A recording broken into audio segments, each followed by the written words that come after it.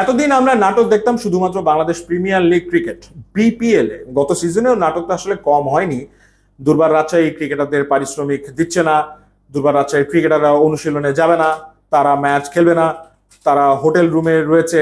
In fact franchise ওনার তাকেও hotel রুমে আটকে রাখা হয়েছে, কারণ তিনিও হোটেলের ভাড়া পরিশোধ করছেন না। এই ধরনের ঘটনাগুলো তো আমরা আসলে দেখেছি।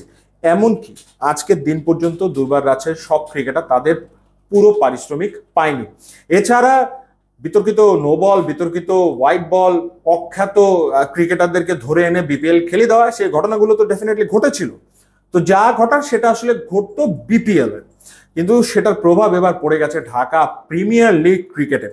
ঢাকা প্রিমিয়ার লিগ ক্রিকেটে যে ম্যাচটা নিয়ে আলোচনা হচ্ছে, সেই ম্যাচের একটা আউটের ভিডিও ক্লিপ আপনারা নিশ্চয়ই দেখেছেন, এবং হাস্যকর, মানে হাস্যকর। এই আউটের ক্লিপ দেখলে যে কারো মনে প্রশ্ন জাগবে যে ব্যাটসম্যান তো নিজের ইচ্ছায় মানে অপেক্ষা করে আছেন যে কেন উইকেট কিপার বলটা ধরে উইকেট ভাঙতে এত সময় নিচ্ছে, কেন তার এত সময় লাগছে, মানে এই প্রশ্নটা যে কারো মনে জাগবে।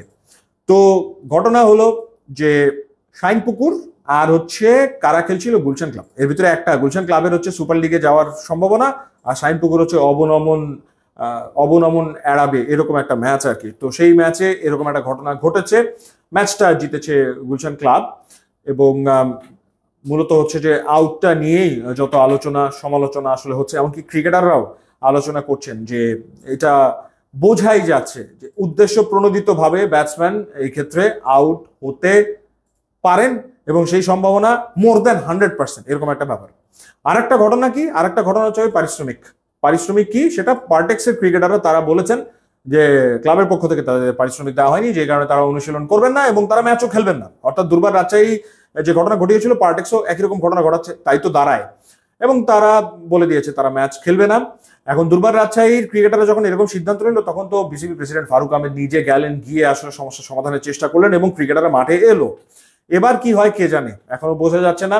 এবং পার্টেক্সের ক্রিকেটাররা বলছে যে অত্যন্ত নামমাত্র মূল্যে তারা এবার ঢাকা প্রিমিয়ার লিগ ক্রিকেটে খেলছেন, খুবই কম টাকায়। সেই টাকাটাও ক্লাবের পক্ষ থেকে তাদেরকে দেওয়া হচ্ছে না। এমনকি তাদের ক্যাপ্টেন সাব্বির রহমান, তাকে অধিনায়কত্ব থেকে সরিয়ে দেওয়া হচ্ছে। আবার ক্লাবের পক্ষ থেকে বলা হচ্ছে যে ক্রিকেটাররা তারা আসলে কি বলে, মানে তারা আসলে সিরিয়াসলি খেলছেন না, তারা পেশাদার না, তারা তাদের মতো করে খেলছে। তো একটা দূরত্ব তৈরি হয়েছে ক্লাব কর্তৃপক্ষের সাথে ক্রিকেটারদের, স্পষ্ট। তো আমরা ধরে নিয়েছিলাম যে যখন বিপিএল এ দুর্বার রাজশাহীর এই ঘটনাটা ঘটলো, সেটাই শেষ ঘটনা। অর্থাৎ এরকম ঘটনা আমাদেরকে ঘরোয়া আসরে ঘরোয়া ক্রিকেটে দেখতে হবে না। কিন্তু কিসের কি, মানে কয় মাসের ব্যবধানে আমরা একই রকম ঘটনা আরো একবার দেখে ফেললাম। চিন্তা করা যায়, মানে কয় মাসের ভেতরে এরকম ঘটনা আরো একবার আমাদেরকে দেখতে হলো। দেখা যাক এটার সুরাহা আসলে কিভাবে